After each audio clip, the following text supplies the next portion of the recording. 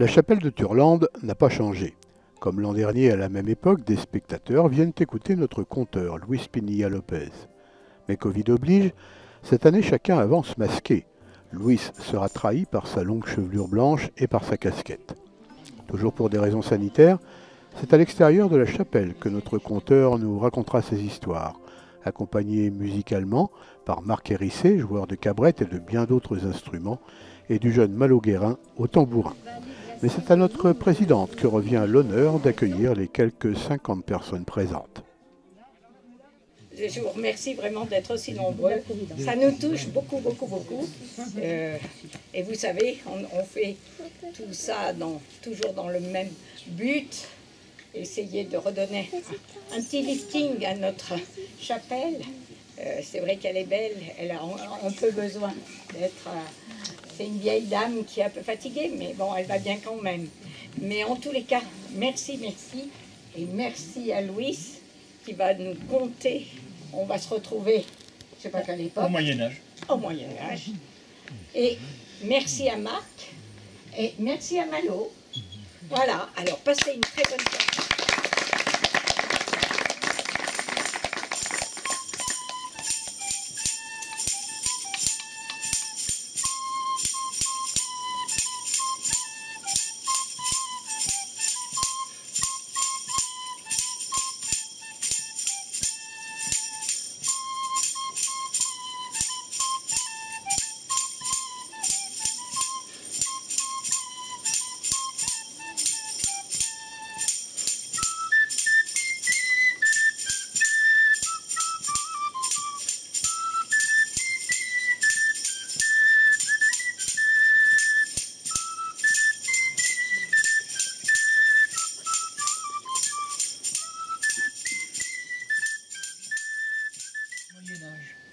Le Moyen-Âge qui avait des rapports hommes-femmes un petit peu particuliers.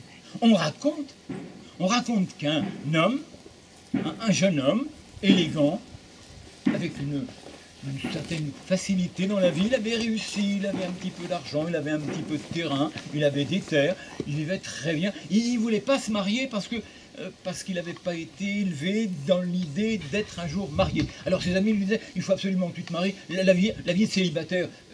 Non, marie-toi et tu seras très, très, très heureux. Et puis un beau jour, comme tous les hommes, vous savez bien, il a fini par céder. Et il a dit, bon d'accord, je me marie. Et il s'est marié. Il a eu la chance parce qu'il a trouvé une femme qui était non seulement jolie, mais intelligente et très fine. Et ça l'a un peu inquiété parce que quand un homme épouse une femme intelligente et que tous les matins, lui, il part à son travail, et bien sa femme, elle reste à la maison. Et il n'avait qu'une peur, cet homme, c'est qu'elle s'ennuie. Et il fallait trouver un moyen pour que cette femme ne s'ennuie pas. Alors on en a trouvé un qui vaut ce qu'il vaut. Personnellement, je ne l'approuve pas, mais chaque matin en partant, après avoir petit déjeuner avec sa femme, il la battait. En pensant, pendant le temps qu'elle se demandera pourquoi je l'ai battue, elle ne s'ennuiera pas et elle passera sa journée bon.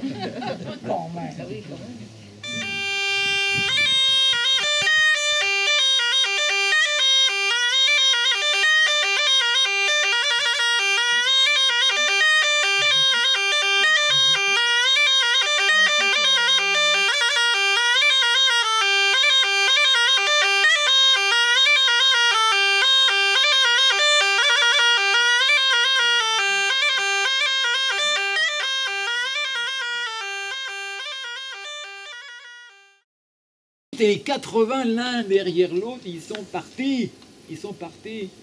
Et le roi ne voulait pas les laisser sortir du château en leur disant, mais qu'est-ce qui vous arrive? Vous êtes venus en vous plaignant de tout, et là maintenant, si votre médecin est extraordinaire, il nous a soignés. Il dit, non, il me manque un bras peut-être, mais je ne souffre plus. Et puis j'avais des... Non, tout va très bien. Tout va très bien.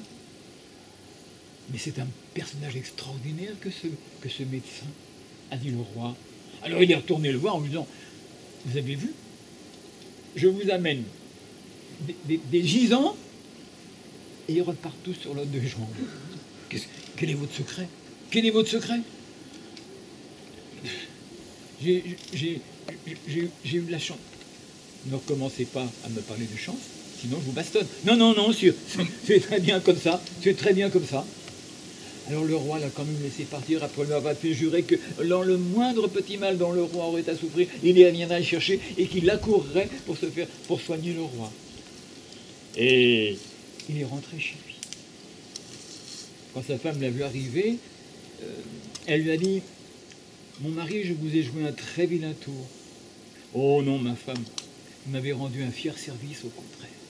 Vous m'avez montré, je m'étais comporté avec vous comme un maloutreux commun. N'en parlons plus, a-t-elle dit. Ils ont été parfaitement heureux à partir de ce moment-là. Quand il partait au travail, il ne la battait plus.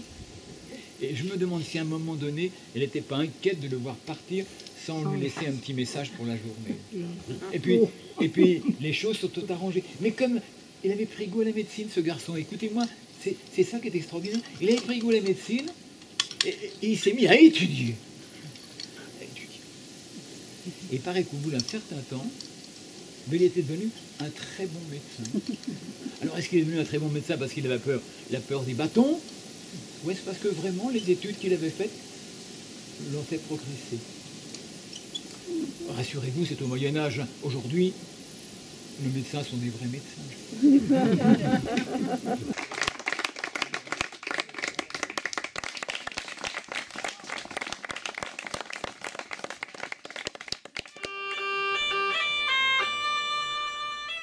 Difficile de résumer une heure de conte en quelques minutes. Pour les absents, il faudra venir la prochaine fois. Pour terminer, une bonne nouvelle. Le retable de l'hôtel et sa statuaire ont été en juin dernier inscrits au titre des monuments historiques. Le projet de restauration de la chapelle avance lentement, mais sûrement.